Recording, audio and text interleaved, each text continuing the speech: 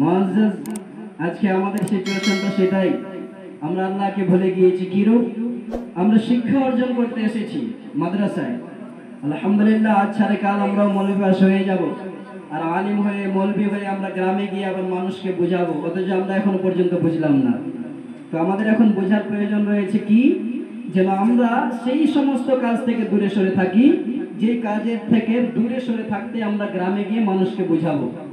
এখন বর্তমানে আল্লাহর রহমতে আমি এমন একটা জায়গায় রয়েছি, আমাকে প্রত্যেক জুমাতে বলতে হচ্ছে, যদি আমি নিজে আবার সেই বক্তব্যের উপরে আমল না করি, তাহলে কি আমার বক্তব্যের উপরে গ্রামের মানুষ আমল করবে? সেটা হতে পারে না। যদি আমার কথার উপরে আমি আমল করাতে চাই, তবে সেটা প্রথমে আমাকে আমল করতে হবে। এই সিচুয়েশনটা নিয়ে আসুন যে আল্লাহ তাবারক ওয়া তাআলা কি বললেন, তোমরা তাদের মতো হয়ে যাও না যারা আল্লাহকে ভুলে গিয়েছে। মুআজ্জাজ সামিঈন কেরাম, এই আয়াত বলে আমি যে সম্পর্কে আলোচনা করতে চেয়েছি, এই বিষয়টা হলো তওবা। এখন বর্তমানে আমরা তওবা করি, আলহামদুলিল্লাহ, তওবা করি না? যে কোনো বিষয়ে আমরা গুনাহ করলাম, নিজের হৃদয়ের ভিতর থেকে একটা আওয়াজ আসলো, আল্লাহ আমি আর এই গুনাহটা করব না, তওবাও করে নিলাম, আল্লাহকে ভয় করলাম।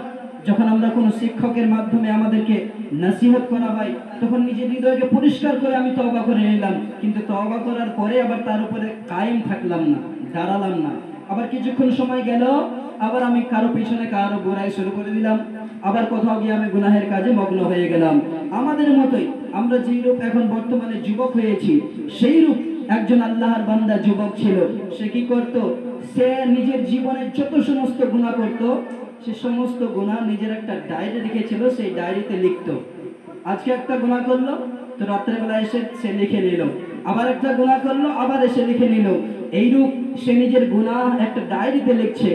একদিন কি হলো, মুআজ্জাজ সামিঈন, সে যখন সন্ধ্যাবেলা নিজের ডায়েরি খুলেছে, আর খুলে সে নিজের গুনাহ লিখতে গিয়েছে, গুনাহ লিখতে গিয়ে দেখছে কোনো গুনাহই লেখা নাই। জোরে বলুন না সুবহানাল্লাহ। কারণটা কি ছিল? শুধুমাত্র কারণ এটা ছিল যে সে দিনের মধ্যে আল্লাহ তাবারক ওয়া তাআলাকে ভয় করে নিজের হৃদয় থেকে তওবা করে নিয়েছিল। বলুন না সুবহানাল্লাহ।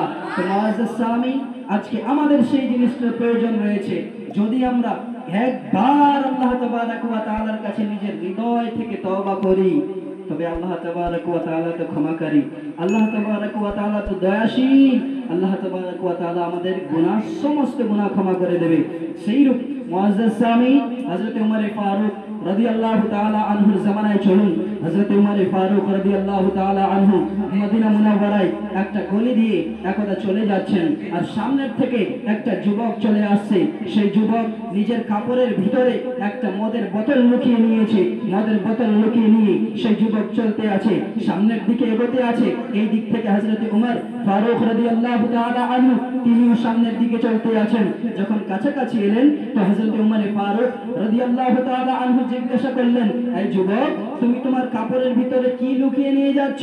সেই যুবক যেন বলতে লাগলো, হুজুর, আমার কাছে একটা বোতল রয়েছে। ওমর ফারুক রাদিয়াল্লাহু তাআলা আনহু জিজ্ঞাসা করলেন, কিসের বোতল? সেই যুবক যেন চিন্তায় পড়ে গেল। সেই যুবক একটা নিজেকে শর্মিন্দগি महसूस করলো, সে নিজেকে লজ্জিত মনে করলো। যখন লজ্জিত মনে করলো, সে আল্লাহর কাছে প্রার্থনা করতে লাগলো, আল্লাহ, আমাকে আজকে হযরত ওমরের সামনে লজ্জিত হওয়ার থেকে তুমি আমাকে বাঁচাও। আল্লাহ, আজকে যদি তুমি আমাকে ওমরের সামনে লজ্জিত হওয়ার থেকে বাঁচিয়ে নাও, আল্লাহ, তবে আমি কসম খেয়ে বলছি, আমার কাছে যে মদের বোতল রয়েছে, আল্লাহ, আমি আর আমার জীবনে কোনোদিনও মদ পান করব না। এ নিজের হৃদয়ে, শুধু নিজের হৃদয়ে ভেবেছে।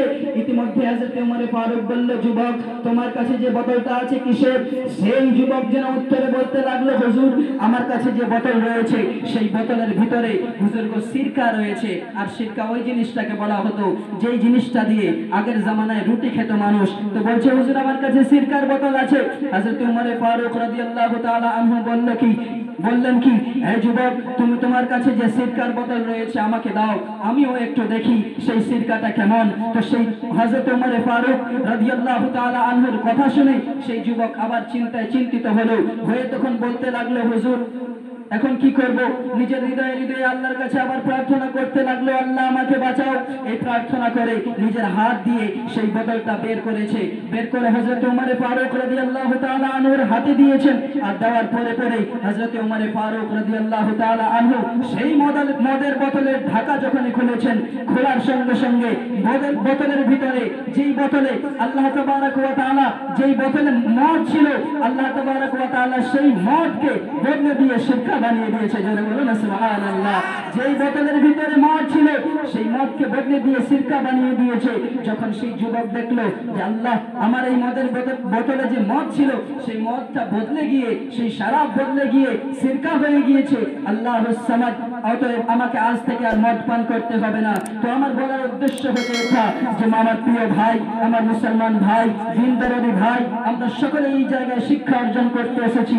আজকে আমাদেরকে ভালো হতে হবে, আজকে আমাদেরকে নেককার হতে হবে। আমি বলতে চাইছি এটা যে যেই রূপ আল্লাহ তাবারক ওয়া তাআলা সেই যুবকের হৃদয়ের একটা ওয়াদাতে সেই বোতলের ভিতরে যে মদ রয়েছিল, মদকে বদলে দিয়ে শিরকায় পরিণত করেছে, সেই রূপ আজকে যদি আমরা আল্লাহ তাবারক ওয়া তাআলার কাছে নত হয়ে নিজের হৃদয় থেকে একবার লজ্জিত হয়ে যাই আর একবার বলি, আল্লাহ আমাকে ক্ষমা করে দাও, আমি আর কোনো দিনও গুনাহ করব না, তো আমার ঈমান বলছে যে ইনশাআল্লাহ আমাদের সমস্ত জীবনের গুনাহ খাতা মাফ করে দেবে। বলেন সুবহানাল্লাহ। অতএব মুআজ্জাজ সামিন, আমার পরহেজগার ভাইয়েরা, বলতে চাইছি এটাই যে আমাদেরকে আজকে তওবা করতে হবে, আজকে আমাদেরকে বুঝতে হবে। কেননা যদি আমরা আজকে না বুঝি আর আগামীকালকে যদি আমরা আমাদের গ্রামে গিয়ে আমাদের আব্বাকে বলুন, আমাদের চাচাকে বলুন, আমাদের দাদাকে বলুন, আমরা যদি গিয়ে বলি, দাদা এটা নেকির কাজ, নামাজ পড়তে চলো, দাদা মিথ্যা কথা বলতে হয় না, গুনাহের কাজ বলিও না, কোনোদিনও আমল করবে না যতক্ষণ পর্যন্ত আমরা আমল করব না। অতএব আমাদের এখন প্রয়োজন রয়েছে যেন আমরা সমস্ত ধরনের গুনাহ থেকে দূরে সরে থাকি।